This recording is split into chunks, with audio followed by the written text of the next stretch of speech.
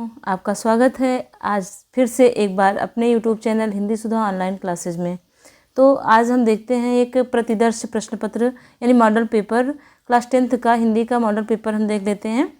इसमें क्वेश्चन जिस टाइप के आते हैं ऐसे ही जैसा इस पेपर में मैंने दिया है इसी तरह के क्वेश्चन जो है सेम ऐसे ही पेपर पैटर्न पर ऐसे ही पेपर आते हैं जैसे इसमें दिया गया बोर्ड पेपर ऐसे ही सेम आता है। तो आइए देखते हैं पहले गद्यांश। एक अपठित गद्यांश आता है। अपठित गद्यांश से संबंधित 5 प्रश्न दिए होते हैं, उन 5 प्रश्नों का उत्तर देना होता है इस गद्यांश को पढ़कर। तो आइए देखते हैं गद्यांश पहले पढ़ लेते हैं। गद्यांश को आराम से पढ़ना है, ध्यान में रख के इसी से संबंधित आंसर उसमें देने होंगे आपको। उस क्वेश्चन के जो छोटे क्वेश्चन आपको MCQ पूछे जाएंगे उनका आंसर इसी में छिपा होगा। तो इसलिए आपको गद्यांश को बहुत ही ध्यान से पढ़ना चाहिए। आइए देखते हैं। निम्नलिखित गद्यांश पर आधारित बहुविकल्पी वस्तुपरक प्रश्नों के उत्तर सर्वाधिक उपयुक्त विकल्प चुनकर लिखिए। एक राष्ट्रीय एकता का अर्थ है कि देश के सभी नागरिक चाहे वे किसी भी संप्रदाय, जाति, धर्म, भाषा अथवा क्षेत्र से संबंधित हों, इन सब सीमाओं से ऊपर उठकर इस समूचे देश के प्रति वफादार और आत्मीयतापूर्ण हों। इसके लिए यदि उनको अपने निजी स्वार्थ अथवा समूह के स्वार्थ का भी त्याग करना पड़े तो उसके लिए उन्हें तैयार रहना चाहिए और उनके लिए देश का हित सर्वोपरि होना चाहिए।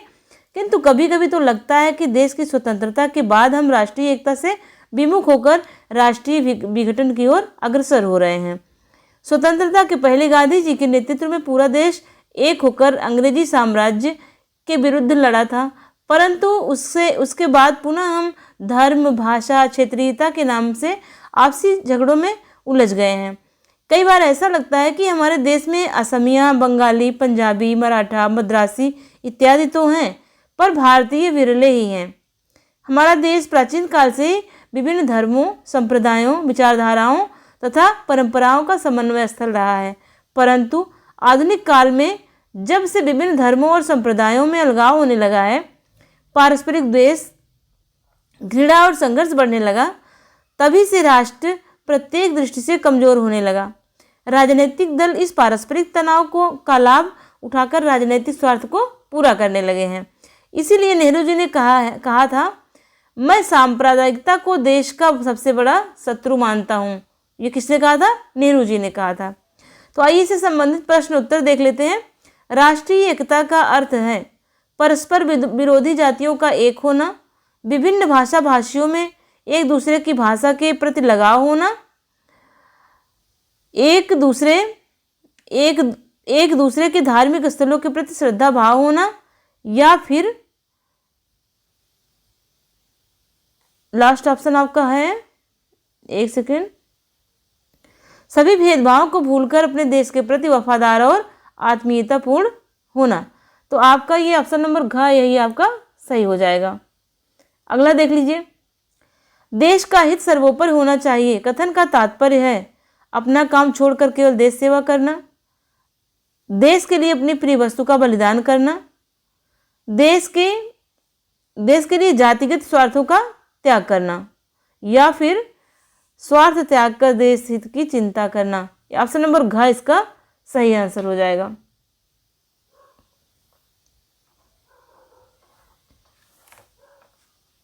एक सेकेंड,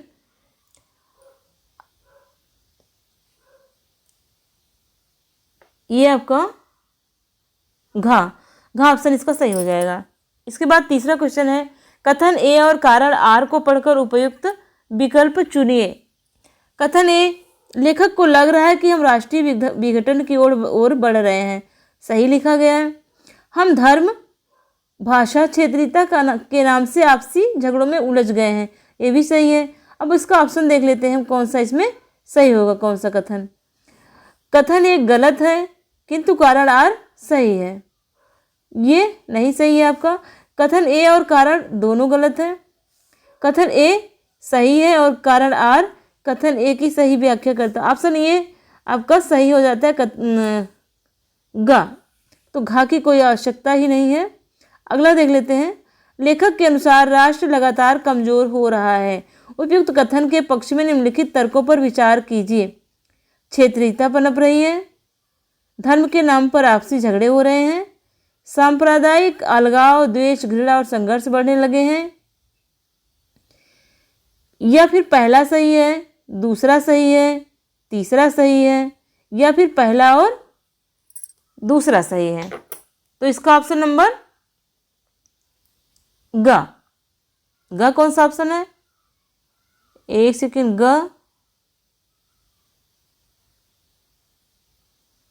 धर्म के नाम पर आपसी झगड़े बढ़ रहे हैं, या फिर इसका होता है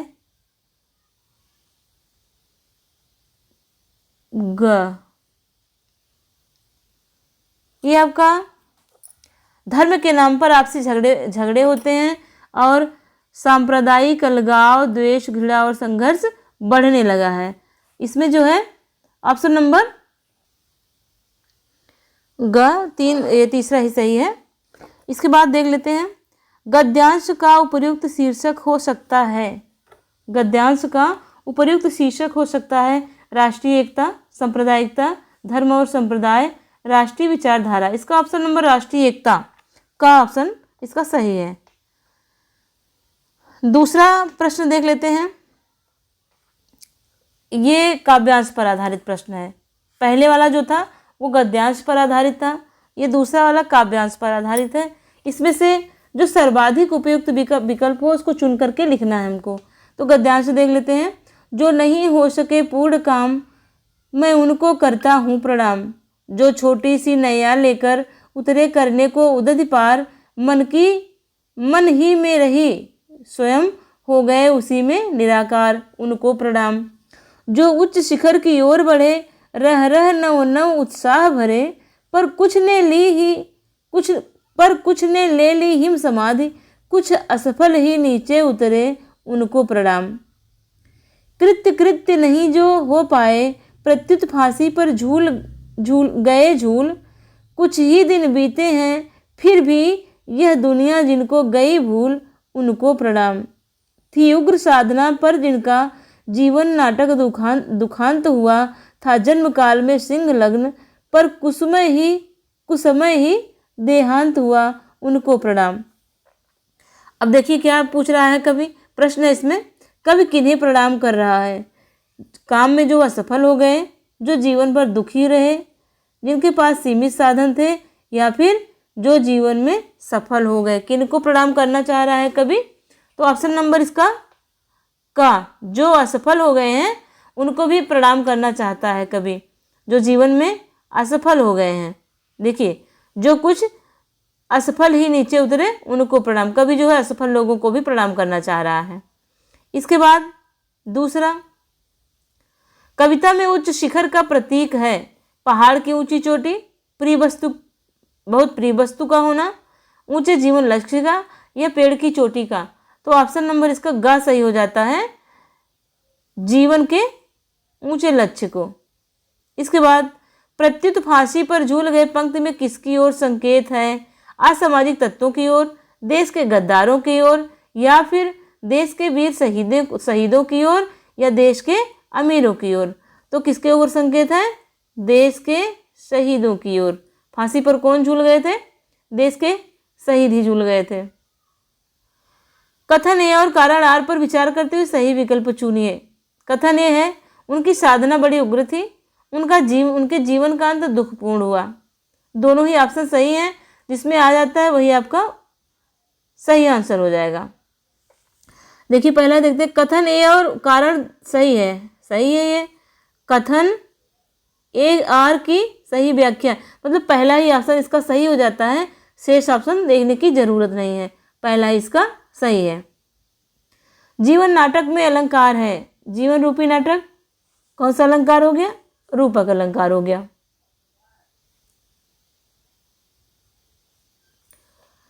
रचना के आधार पर वाक्य भेद, तीसरा क्वेश्चन है, रचना के आधार पर वाक्य भेद पर आधारित बहुविकल्पीय प्रश्नों में से किन्हीं चार के उत्तर दीजिए। ये गलत छप गया, इसको नहीं पढ़ना है। ऐसे ही प्रश्न आएंगे आपके बोर्ड पेपर में, चार दिए रहेंगे, किन्हीं चार के उत्तर देना होगा आपको, और दिया रहेगा 5 प्रश्न। जैसे इसमें दिया गया है। देखिए, राम बोला मैं दिल्ली जा रहा हूँ। राम बोला, स्पष्ट नहीं हो रहा है क्या बोला राम। राम बोला मतलब आगे क्या बोला होगा, कुछ आश्रित उपवाक्य उसमें जुड़ा हुआ है, तो क्या बोला स्पष्ट नहीं है, इसलिए इसमें कौन सा अलंकार हो जाएगा, सरल, संयुक्त, मिश्र या फिर संज्ञा वाक्य। कौन सा वाक्य हो जाता है आपका, इसमें हो जाता है मिश्र वाक्य। निम्नलिखित में संयुक्त वाक्य है, वह लड़का गांव में जाकर बीमार हो गया, वह लड़का गांव में गया और बीमार हो गया, वह लड़का गांव में गया तब बीमार हो गया। गांव में जाते ही लड़का बीमार हो गया, इसका क्या है, जब दो वाक्य रहेंगे दोनों जोड़े जाएंगे किसी योजक चिन्ह से तो माना जाएगा। तो कौन सा है, ऑप्शन नंबर ख इसका सही हो जाता है। वह जब वह लड़का गांव में गया और बीमार हो गया, ये ऑप्शन इसका सही हो जाता है। मैं भी आपके साथ चलता किंतु मेरा स्वास्थ्य ठीक नहीं है, ये सरल वाक्य, मिश्र वाक्य या फिर संयुक्त वाक्य या कुटिल वाक्य है। तो सरल वाक्य तो है नहीं, और मिश्र वाक्य और संयुक्त वाक्य में देखना है आपको, घा जो है कुटिल वाक्य कोई वाक्य नहीं है, इसका ऑप्शन नंबर हो जाता है ग सही है, संयुक्त वाक्य। क्या है क्वेश्चन, एक सेकंड, संयुक्त वाक्य, मैं भी आपके साथ चलता किंतु मेरा स्वास्थ्य ठीक नहीं है, सरल, मिश्र या फिर ये तीसरा संयुक्त वाक्य, इसका सही हो जाता है।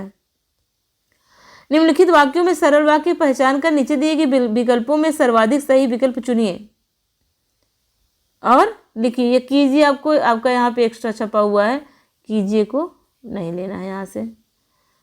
मोहन खाना खाता है, बाजार जाओ और कुछ फल लाओ, वह दौड़कर थक गया, शिक्षक ने कहा कल अवकाश होगा। आपको देखना क्या है, सरल वाक्य पहचान करके लिखना है। तो सरल वाक्य कौन सा है, मोहन खाना खाता है,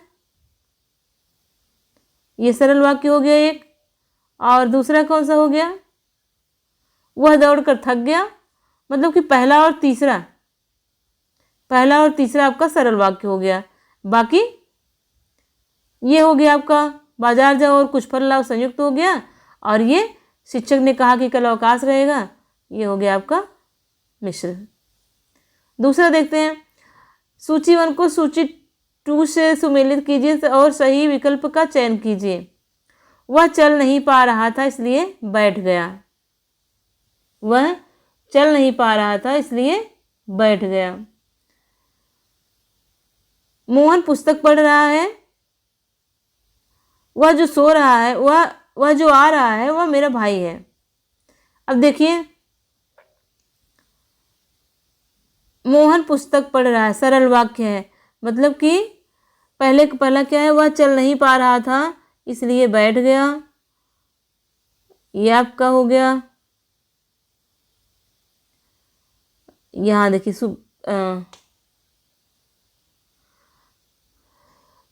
ये जिसमें आपका होगा, इसका होगा तीसरा, मतलब मिश्र वाक्य हो गया ये, और ये हो गया मोहन पुस्तक पढ़ रहा सरल वाक्य, और ये हो गया किसमें है 3 1 का ये खा में आपका 3 1 2, मतलब खा ऑप्शन आपका सही है, खा ऑप्शन सही है। मतलब कि पहले का तीसरा और दूसरे का पहले का वह चल नहीं पा रहा था मिश्र वाक्य, मोहन पुस्तक पढ़ रहा है सरल वाक्य, वह जो आ रहा है मेरा भाई है, ये हो गया आपका संयुक्त वाक्य। निर्देशानुसार वाच्य पर आधारित 5 बहुविकल्पीय प्रश्नों में से किन्हीं 4 के उत्तर दीजिए। अब ये वाच्य संबंधी प्रश्न आपके आ जाते हैं। कर्तृवाच्य में परिवर्तित हो सकता है, कर्तृवाच्य में परिवर्तित हो सकता है, केवल भाववाच्य, केवल कर्मवाच्य और भाववाच्य दोनों ही।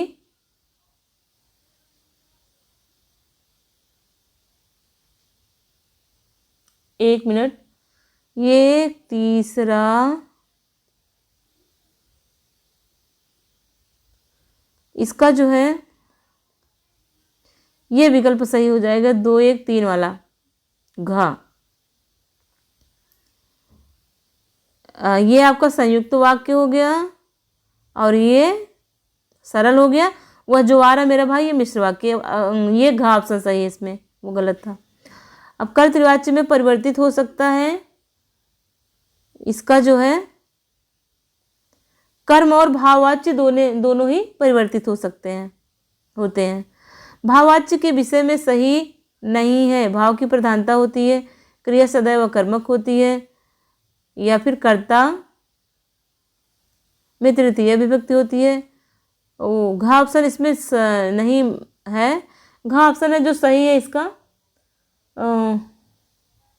कर्ता में प्रथमा विभक्ति होती है, कर्ता में प्रथमा विभक्ति होती है। ये ऑप्शन आपका सही है यहाँ पे घा में, और जो कि इसमें दिया नहीं गया है। कर्ता में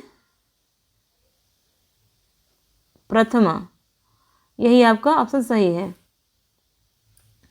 सूचना दे दी गई है, वाक्य में वाच्य है कर्तृ, भाव, कर्म या क्रियावाच्य, तो इसमें है कर्मवाच्य। क्वेश्चन नंबर 4 देखिए, निम्नलिखित वाक्यों में भाववाच्य का उदाहरण है। आज घूमने चला जाए, दर्जी कपड़े सिलता है, हमसे खीर पूड़ी खाई गई, लड़के से रोया नहीं जाता। ये देखिए पिछला ऑप्शन इसका यहाँ छप गया, ये यहाँ पे रंग है, ये इसके ऊपर वाला ऑप्शन था, ये गलत है यहाँ पे। यही 4 तक लेते हैं इसको। इसमें कौन सा सही हो जाएगा आपका?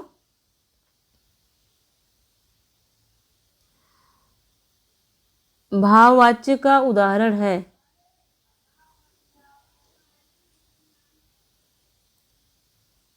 ये है लड़के से रोया नहीं जाता।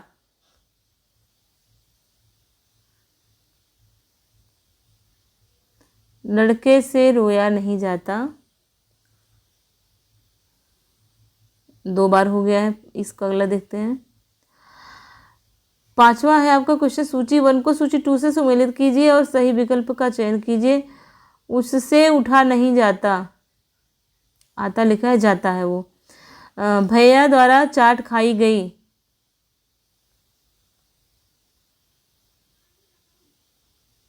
भैया द्वारा चाट खाई गई। हाँ, इसका एक ऑप्शन और है, पिताजी पर लिखते हैं, पिताजी पर लिखते हैं। इसमें तीनों दिया गया है, ये आपका भाववाच्य है, तो कौन सा इसमें सुमेलित करना है? उससे उठा नहीं जाता, उससे उठा नहीं जाता, इसका हो जाएगा भाववाच्य, जो इसका ऑप्शन यहाँ नहीं दिया गया है, यहाँ पे हो जाएगा यहाँ पे भाववाच्य। पिताजी वाला ऑप्शन यहाँ रहेगा एक, और उसके बाद ये भाववाच्य हो गया इसका। और भैया द्वारा चाट खाई गई, इसका हो जाएगा कर्मवाच्य, यहाँ हो जाएगा। और पिताजी पर लिखते हैं, इसका हो जाएगा दूसरा, यहाँ पे कर्तृवाच्य। ये आपका सही आंसर हो जाएगा। तो इसलिए कौन सा ऑप्शन सही है इसका? 3 1 2 वाला ऑप्शन सही होगा। कहाँ पे है? ये आपका ऑप्शन नंबर का, ये सही है, यही। इसके बाद पद परिचय देख लेते हैं। पद परिचय में भी 5 प्रश्न दिए रहेंगे, जिनमें से आपको 4 किन्हीं 4 प्रश्न को करना होगा, एक प्रश्न आपको छोड़ना होगा। देखिए, बाल गोविंद भगत का समूचा शरीर कीचड़ में लिपटे अपने खेत में धान रोप रहे हैं। इसमें जो है बाल गोविंद भगत को अंडरलाइन किया गया, लिखा है ना रेखांकित पद का परिचय दीजिए। तो रेखांकित पद कौन सा है? बाल गोविंद भगत है। इसमें देखिए क्या है बाल गोविंद भगत? बाल गोविंद भगत एक नाम है, पुल्लिंग है, अकेला है और कर्ता कारक भी है। तो देखिए कौन सा ऑप्शन आपका सही हो जाता है? व्यक्तिवाचक संज्ञा। सबसे पहले तो व्यक्तिवाचक संज्ञा, हाँ व्यक्तिवाचक संज्ञा दोनों में है, का और खा 2 में है।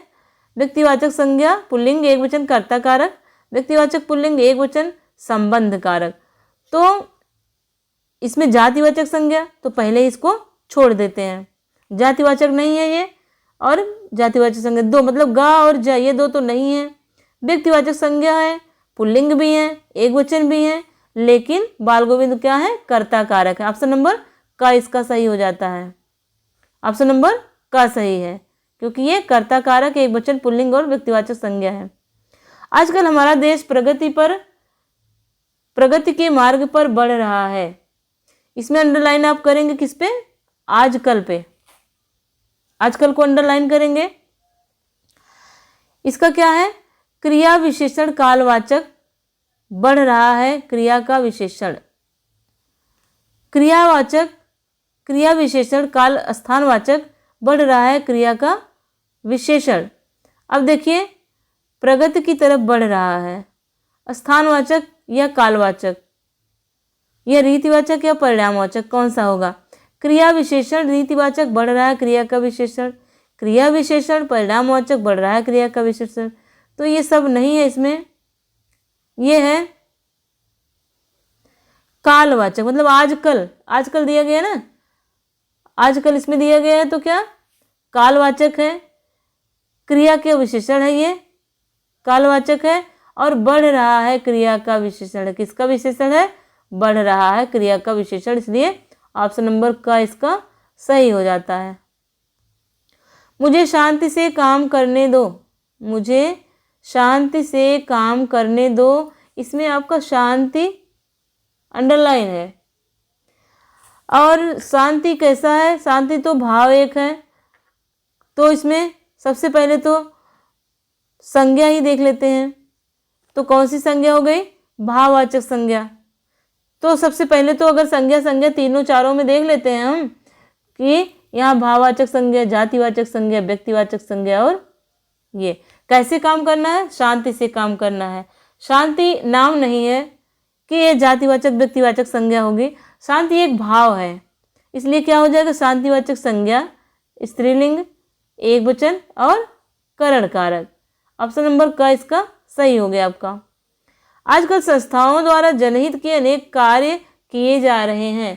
क्वेश्चन नंबर 4, ये संस्थाओं को अंडरलाइन आप कर सकते हैं, इसको अंडरलाइन करिए, 4 को, 4 का ये संस्था आजकल, ये आपको अंडरलाइन करना है। इसके बाद इसमें देखिए क्या है, आजकल संज्ञा है, जातिवाचक है, बहुवचन है, स्त्रीलिंग, कर्ता कारक है। संज्ञा है, व्यक्तिवाचक है, बहुवचन है, स्त्रीलिंग कर्ता कारक है। संज्ञा प्राणीवाचक और बहुवचन स्त्रीलिंग, संज्ञा वस्तुवाचक, ये सब नहीं है, नहीं है, ये है ऑप्शन नंबर का इसका भी सही है, जातिवाचक, जातिवाचक संज्ञा बहुवचन स्त्रीलिंग कर्ता कारक, ये ऑप्शन आपका सही है, का वाला। हर्षिता निबंध लिख रही है, इसमें आपको लिख रही है अंडरलाइन कर लेना है, लिख रही है, लिख रही है क्रिया है, कैसी क्रिया है, सकर्मक क्रिया है, और रही है स्त्रीलिंग हो गया। लिख रही है, एक लोग लिख रहे हैं इसलिए एक वचन हो गया, और लिख रही है कार्य जो है वर्तमान में चल रहा है, तो कौन सा हो गया, वर्तमान काल हो गया, और कर्तृवाच्य कर्म हो रहा है, कार्य हो रहा है, कर्तृवाच्य हो गया, क्रिया सकर्मक स्त्रीलिंग एक वचन वर्तमान काल और कर्तृवाच्य, मतलब कि इसका भी ऑप्शन नंबर का आपका सही है, यही ऑप्शन आपका सही है। अब देखिए अलंकार आ गया, निर्देशानुसार अलंकार पर आधारित 5 बहुविकल्पी प्रश्नों में से किन्हीं 4 के उत्तर दीजिए। देखिए इसमें मंगन को देख पट देत बार बार है, पंक्ति में अलंकार है, कौन सा अलंकार है, यमक है, उपमा है, श्लेष है, या रूपक है। देखिए मंगन को देख पट देत बार बार है, श्लेष में क्या होता है, किसी एक शब्द का अर्थ जो है 2 बार आता है, चिपका हुआ होता है, तो वहाँ पर श्लेष अलंकार हो जाता है। तो यहाँ पे पट के 2 अर्थ हैं, पट मतलब एक तो हो गया आपका वस्त्र, और दूसरा हो गया दरवाजा। तो क्या है, पट का दो अर्थ है, इसलिए इसमें क्या है, श्लेष अलंकार हो गया।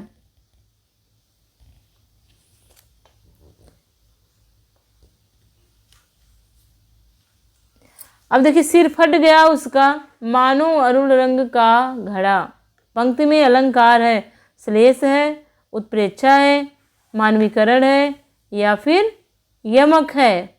इसमें क्या हो गया, मानो, मनो, मानो, जनु, जानो, इस तरह के चिन्ह अगर आ जाते हैं तो सबसे पहले ही हम देख लेते हैं, हो जाता है उत्प्रेक्षा अलंकार।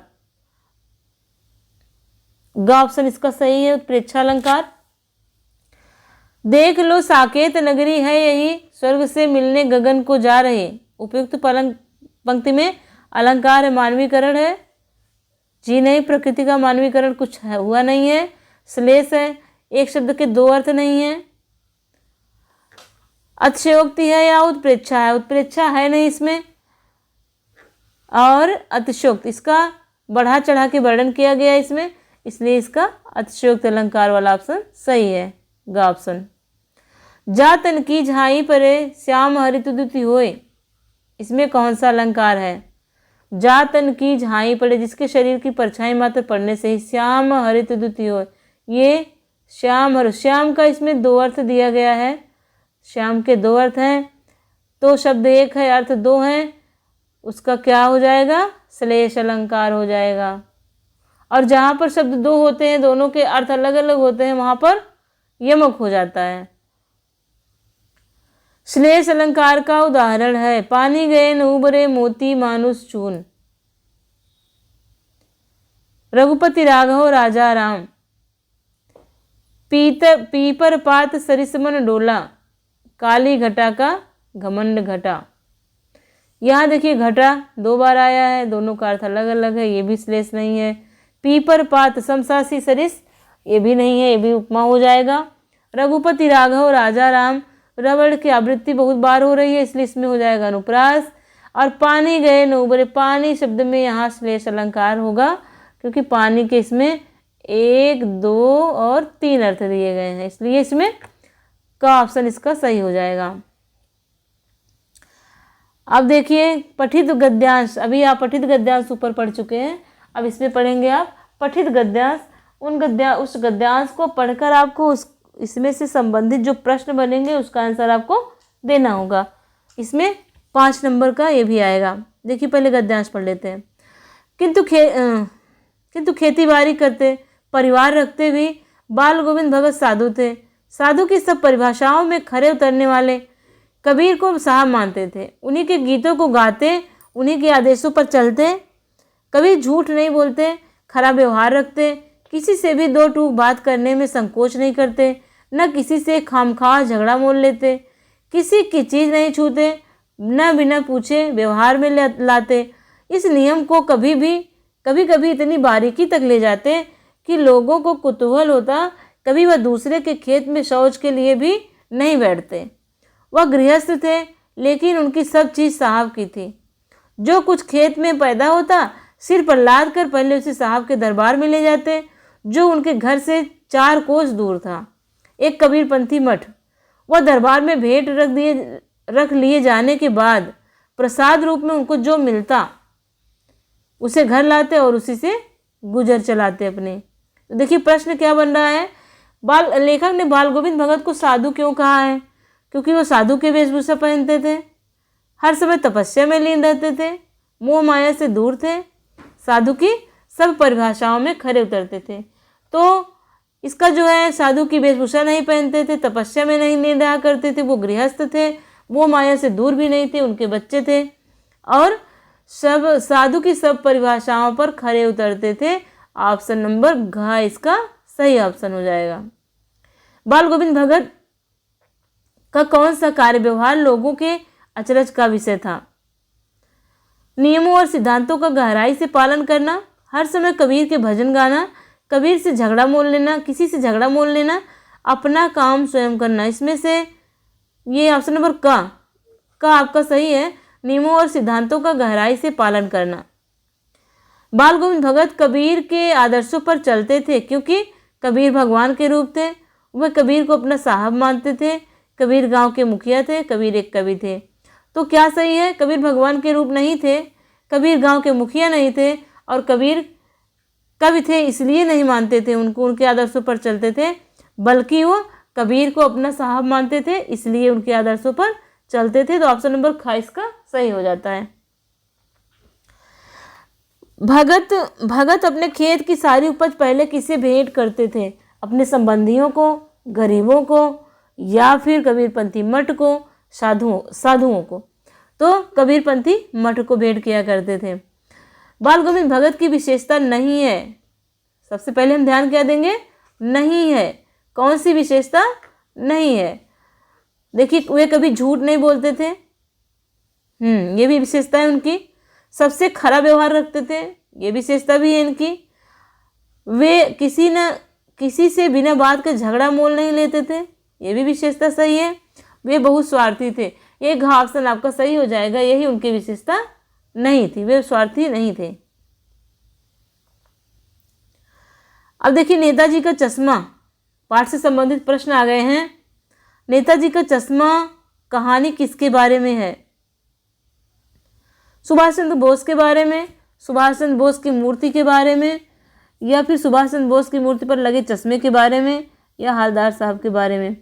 तो ये जो है सुभाष चंद्र बोस के बारे में नहीं है, उनकी मूर्ति के बारे में भी नहीं है, बल्कि मूर्ति पर लगे चश्मे के बारे में है। तो ऑप्शन नंबर ग इसका सही हो जाएगा। नवाब सेकंड क्लास में यात्रा क्यों करना चाहते थे? वो अपनी नवाबी दिखाना चाहते थे ताकि उन्हें कोई खीरा खाते हुए न देख सके, ताकि वे आराम से बर्थ पर बैठ सके, ये उनका शौक था। नवाबी दिखाने के लिए, अच्छा, ताकि ये उनको खीरा खाते कोई न देख सके, वहाँ रहेंगे एकांत में, अकेले खा पी के छुट्टी करेंगे। तो ये ख ऑप्शन इनका सही है। अब देखिए, पद्यांश पे आधारित प्रश्न है, एक पद्यांश दिया रहेगा, उससे संबंधित प्रश्न आपको करने होंगे। लखन कहा हसी हमरे जाना, सुनहु देव सब धनुष समाना, का क्षति लाभ जून धनु तोरे, देखा राम नयन के भोरे, छुअत टूट रघुपति न दोषु, मुन बिन काज करिए कत रोसु। ये दोरा दिया है, रोसु है। छुअत टूट रघुपति न दोषु, मुन बिन काज करिए कत रोसु। और बोले चितय परसु की ओरा, रे सट सुनहु सुभाव न मोरा। बालक बोले बधऊ नहीं तो ही, यहाँ पे बधऊ नहीं लिखा गया है, गलत हो गया है। बालक बोले बधऊ नहीं तो ही, केवल मुनिजन जानहु मोहि। बाल ब्रह्मचारी अति को ही, विश्व विदित क्षत्रिय कुलद्रोही। इससे संबंधित अच्छा भी और है यहाँ पे। भुजबल भूमि भूप बिनु कीनी, विपुल बार मही देवन दीनी। सहस बाहुभुज छेदन हारा, परसु बिलोक महेप कुमारा। अब इसका क्वेश्चन आंसर देख लेते हैं। लक्ष्मण ने हंसकर परशुराम से क्या कहा? लखन कहा हंसी हमरे जाना, सुनहु देव सब धनुष समाना। उन्होंने कहा कि हमारी दृष्टि में सभी धनुष एक समान है। खा ऑप्शन इसका सही हो गया।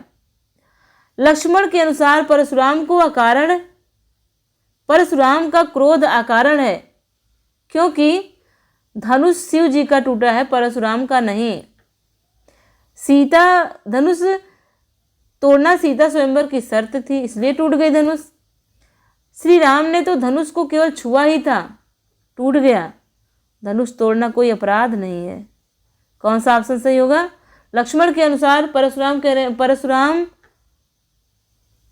का क्रोध जो है कारण है, क्योंकि राम ने तो धनुष के साथ कुछ किया भी नहीं, धनुष को छूते ही वह धनुष टूट गया, इसलिए राम भी निर्दोष है। इसमें राम का कोई दोष नहीं, वो धनुष जो है बहुत पुराना था, इसलिए छूते ही टूट गया। परशुराम की विशेषता नहीं है। अब परशुराम जी की विशेषता देख लीजिए।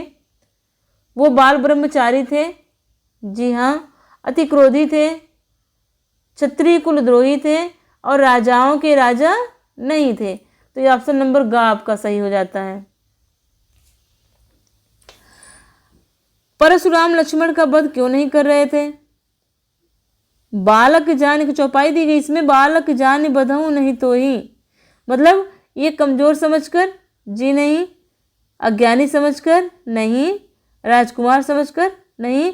बालक समझकर उनका वध नहीं कर रहे थे। बालक जानि बधहु नहीं तो ही, तो बालक समझकर उनका वध नहीं कर रहे थे। ऑप्शन नंबर ख इसका सही हो जाता है। परशुराम ने अपने फरसे से किसकी भुजाओं को काटा? रावण, मारीची, सुबाहु या सहस्त्रबाहु की? तो हम जानते हैं कि सहस्त्रबाहु भुज छेदनिहारा, मतलब कि सहस्त्रबाहु की भुजाओं को उन्होंने काटा। यही आपका ऑप्शन नंबर ग सही हो जाएगा। अब देखिए उससे काव्य से संबंधित दो प्रश्न इसमें मिलेंगे आपको। ये दोनों प्रश्न आपके हैं कौन कौन से? गोपियों ने उद्धव को योग की शिक्षा कैसे लोगों को देने की बात की है, किससे कहा है? तो साधु संतों को, जिनके मन कठोर हैं, जिनके मन स्थिर हैं, जिनके मन स्थिर नहीं हैं। क्या कहा था? उन्हें ले सौंपो जिनके मन चकरे, मतलब कि जिनका मन अभी स्थिर नहीं है उनको योग के संदेश की बातें बताइए, उनको योग की शिक्षा दीजिए। विश्व के लोग विकल और उन्मन क्यों हैं? अधिक वर्षा के कारण, अधिक गर्मी के कारण, बादलों की गर्जन से, अत्यधिक ठंड से। क्या है? ये अधिक गर्मी के कारण है, उन्मन है, व्याकुल है। अब देखिए आ जाता है आपका वर्णनात्मक प्रश्न जो लिखने वाला है। आप लिखेंगे, देखिए इसमें शब्द सीमा दी गई। उत्तर पत्रक में लगभग क्या 25 से 30 शब्दों में आपको लिखना है।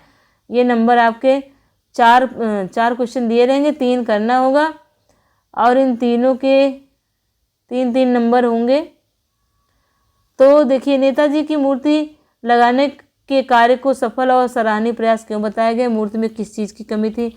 आपका जो है कार्य सराहनीय बताया गया है। उनके मूर्ति पर चश्मा लग जा रहा है और मूर्ति में चश्मे की कमी थी, ये आपको बताया गया है। इसके बाद जो है एक कहानी है, पाठ जो है एक कहानी है भी मन्नू भंडारी का जो पाठ है, इस पर लेखिका पर किन व्यक्तियों का प्रभाव पड़ा है? तो इस पर लेखिका जो है अपनी माँ की सरलता और समर्पण से प्रभावित हुई हैं। उन्हें जो है अपने पिता की राजनीति से प्रेरणा मिली है, लेकिन उनके जो है शक्की स्वभाव के कारण थोड़ी सी परेशानी भी हुई है। उनमें जो है हीनता की भावना का समावेश भी हो गया था उस समय। अध्यापिका शीला अग्रवाल की प्रेरणा से लेखिका ने रचनात्मक लेखन के लिए जीवन में संघर्ष करना सीखा और तत्कालीन लेखकों और साहित्यकारों का भी इनके ऊपर प्रभाव पड़ा है। ऐसा आप लिखेंगे पूरा। इसको लिखने के बाद आपको पूरा नंबर मिल जाएगा। अगला प्रश्न देख लेते हैं। काशी को संस्कृत की पाठशाला क्यों कहा गया है? तो देखते हैं काशी को संस्कृति की पाठशाला क्यों कहा गया है। क्योंकि काशी जो है, काशी का भारतीय संस्कृति में प्राचीन काल से ही बहुत महत्वपूर्ण योगदान रहा है। गंगा मैया यहाँ, बाबा विश्वनाथ यहाँ, भारत की मिलीजुली कौमों की संस्कृति यहाँ, सर्वश्रेष्ठ शहनाई वादक बिस्मिल्लाह खान ने इसे अपने सुरों से संवारा है। खान पान की प्राचीन परंपराएं और साहित्य व संगीत का अदब काशी में बसता है। कहते हैं काशी में मरने वाले को भी जन्नत नसीब होती है। इसका इतिहास हजारों साल पुराना है। बड़े बड़े विद्वान, बड़े बड़े जो रामदास जी, मौजूद्दीन खां आदि जो यहाँ हुए हैं, बड़े बड़े लोग, महान व्यक्तित्व जो हुए हैं, आज भी काशी के संगीत के स्वर में जगती और उसी थोपों पर सोती है। आज भी जो है काशी जो है संगीत के स्वरों पर ही जागती है और सोती है। इन्हीं विशेषताओं के कारण जो है काशी को अभी संस्कृत की पाठशाला कहा गया है। इसके बाद इसका 4 क्वेश्चन आता है, संस्कृत व्यक्ति कौन है? संस्कृत व्यक्ति, एक संस्कृत व्यक्ति किसी नई वस्तु की खोज करता है। संस्कृत व्यक्ति कौन है? जो किसी नई वस्तु की खोज करता है किंतु उसकी संतान को वह पूर्वज से अनायास ही प्राप्त हो जाती है। जिस व्यक्ति की बुद्धि अथवा विवेक ने किसी भी नए तथ्य को खोजा था, वह व्यक्ति ही वास्तविक में संस्कृत व्यक्ति है। और उसकी संतान जिसे अपने पूर्वज से वह वस्तु अनायास ही प्राप्त हो जाती है, उसने अपने पूर्वज की भांति सब भले ही बन जाएं, लेकिन वो संस्कृत नहीं बन सकते। जो खोज करता होता है वही व्यक्ति संस्कृत होता है। इसके बाद क्वेश्चन नंबर ये देख लेते हैं 12। कविताओं पर आधारित जो है 3 प्रश्नों के उत्तर आपको देने होंगे, 4 में से 3 प्रश्नों के उत्तर देने होंगे। ये संगतकार जैसे व्यक्ति सर्वगुण संपन्न होकर भी समाज में आगे ना आकर प्रायः पीछे ही रहते हैं। इसका आंसर आप देखें, देखिए क्योंकि उनके जीवन का उद्देश्य अपने त्याग, तपस्या और परिश्रम से दूसरों को प्रगति के पथ पर चरम सीमा तक पहुंचाना होता है। वे स्वार्थी नहीं होते, वे अपने गुरु का सम्मान करते हैं, वे दूसरों को प्रतिष्ठापित करने में ही अपने जीवन को सार्थक समझते हैं, अपने जीवन की सार्थकता दूसरे को प्रतिष्ठापित करने में ही समझते हैं। इसलिए वो पीछे रह जाते हैं, जानबूझकर अपने स्वर को नीचा दिखाते हैं, थोड़ा सा बुझा दिखाते हैं, नीचे रखते हैं। और मुख्य गायक का स्वर जब ऊंचा हो गया तो मुख्य गायक की महत्व और उसकी प्रतिष्ठा जो है समाप्त हो जाएगी। अगर संगतकार का स्वर जो है मुख्य गायक से ऊंचा हो जाता है तो उसकी प्रतिष्ठा समाप्त हो जाएगी, उसकी महत्ता समाप्त हो जाएगी। इसलिए उसके सम्मान के लिए अपने स्वर को थोड़ा सा नीचे ही रखते हैं संगतकार। अगला देखिए, कवि ने शिष्य को मुस्कान को दंतुरित क्यों कहा है? क्योंकि उसके छोटे छोटे दांत निकल रहे होते हैं, छोटे छोटे दांत दिखते रहते हैं, इसलिए उसको दंतुरित कहा है। बच्चे की दंतुरित मुस्कान का कवि के मन पर क्या प्रभाव पड़ता है? तो क्या प्रभाव पड़ता है, उनके अंदर प्रेम की भावना जाग जाती है। उनका ऐसा लगता है कि जो ये सारी सुंदरता, सृष्टि की सारी सुंदरता उनके पास ही आ गई है, और अगर ये मुस्कान किसी मृत व्यक्ति को भी दिखा दी जाए तो उनमें भी जान आ सकती है। इस तरह से ये क्वेश्चन आंसर आपके दिए रहेंगे, आपको आंसर देना होगा।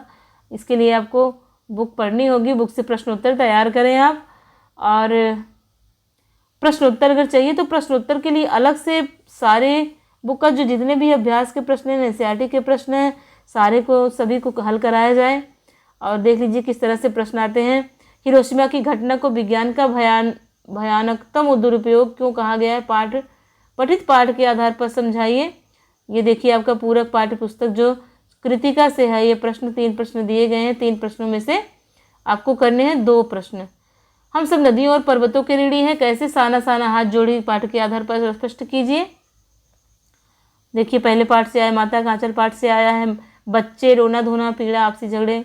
आप लोग इन प्रश्नों को अपनी कॉपी पे नोट करें, नोट करने के बाद इनके आंसर अपने नोटबुक पर लिखें, जिससे आपका एक प्रैक्टिस रहेगी आपकी, जिससे आप पूरा अंक पा सकेंगे। बताने से थोड़ा सा कम समझ में आएगा। आप अगर इन प्रश्नों को नोट करके, स्क्रीनशॉट ले करके या फिर रोक करके, देख करके, सुन करके इन प्रश्नों के उत्तर आप लिखते हैं कॉपी पे, तो आपको ज़्यादा ही इससे फ़ायदा मिलेगा। अब देखिए ये दिया गया अनुच्छेद लेखन 3 दिया गया है, 3 में से 1 आपको करना होगा। ये 120 शब्दों 100 से 120 शब्द का होना चाहिए, 1 से 1.5 पेज तक का होना चाहिए। ये अनुच्छेद जो है ना तो बहुत बड़ा होना चाहिए, ना तो छोटा होना चाहिए, और शब्दों का दोहराव नहीं होना चाहिए। उसमें जो मुख्य बात हो उसको ही लिखना चाहिए। और अनुच्छेद जो है एक ही पैराग्राफ में आप एक बार में ही लिख डालेंगे। 3 में से आपको 1 करना होगा, ये आपका 5 नंबर का कम से कम आ जाता है। और 100 शब्दों में पत्र लिखिए। अब पत्र देखिए, राष्ट्रीय शैक्षिक अनुसंधान और प्रशिक्षण परिषद नई दिल्ली के प्रकाशन विभाग में प्रबंधक को पत्र लिखकर उनके द्वारा प्रकाशित पुस्तकों की बाजार में अनुपलब्धता के प्रति ध्यान आकृष्ट कीजिए। ऐसे ही बड़े बड़े क्वेश्चन आपको बना के दे दिए जाएंगे, लेकिन इनसे आपको घबराना नहीं है। प्रश्न को आराम से पढ़ना है, प्रश्न कह क्या रहा है, किसके पास लिखना है, किस चीज़ के लिए लिखा जा रहा है। देखिए प्रश्न हमको कहाँ लिखना है, प्रकाशन विभाग के प्रबंधक को पत्र लिखना है। वो कहाँ है, कहाँ पे करना है, ये राष्ट्रीय शैक्षिक अनुसंधान और प्रशिक्षण परिषद नई दिल्ली। और किस लिए लिखना है, पुस्तकों की बाजार में अनुपलब्धता के लिए ध्यान आकृष्ट कराने के लिए आपको पत्र लिखना है। ये पत्र भी आपका 100 शब्द में दिया गया, 1 पेज में आप आराम से लिख सकते हैं इसको। तो इसकी भी आप प्रैक्टिस करिए अभी से, जिससे सही हो जाएगा। देखिए औपचारिक पत्र है या अनौपचारिक पत्र है, इसका भी आप ध्यान रखेंगे, किसमें क्या संबोधन लगाएंगे, किस तरह से लिखेंगे। देखिए आपका ये एक हो गया, औपचारिक पत्र हो गया।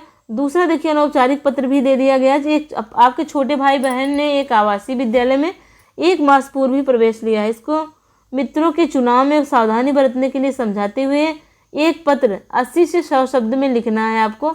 ये भी पत्र आप लिखेंगे। ये आपका अनौपचारिक पत्र है, आप चाहे जैसे लिख सकते हैं। इसमें आप फॉर्मेट का ध्यान रखेंगे। फॉर्मेट अगर आपका सही रहता है तो नंबर आपको अच्छे मिल जाते हैं। क्वेश्चन नंबर 16 है, सर्व शिक्षा अभियान के अंतर्गत चल रहे रात्रिकालीन शिक्षण केंद्रों में प्रौढ़ों को पढ़ाने के लिए अंशकालिक शिक्षकों की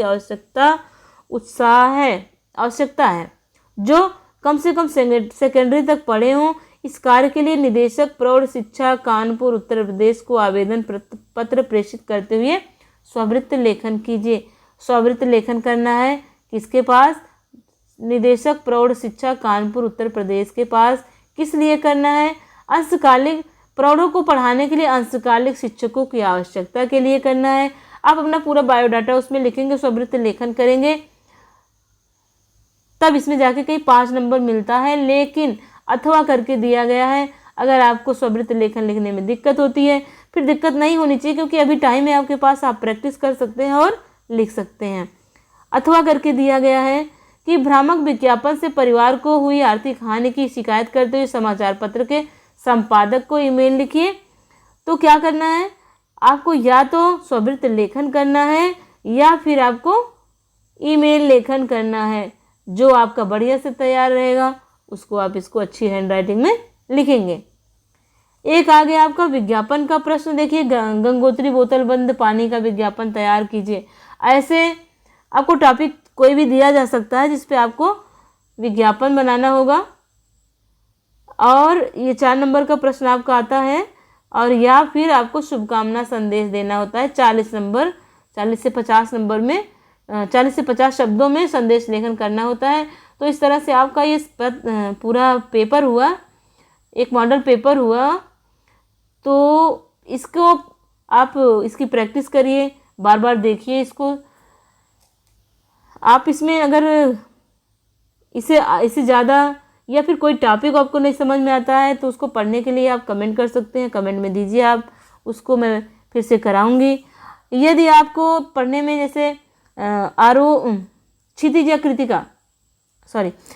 कृतिका दोनों में से किसी भी टॉपिक को पढ़ाना हो तो आप उसको बता सकते हैं। अभी टाइम है, उस पर भी वीडियो बनाए जा सकते हैं जिससे आपको खोजना नहीं पड़ेगा। आराम से आप उसमें से पढ़ सकते हैं, लिख सकते हैं। मिलते हैं अगले वीडियो में, अगले पेपर या फिर अगले टॉपिक के साथ। तब तक के लिए धन्यवाद।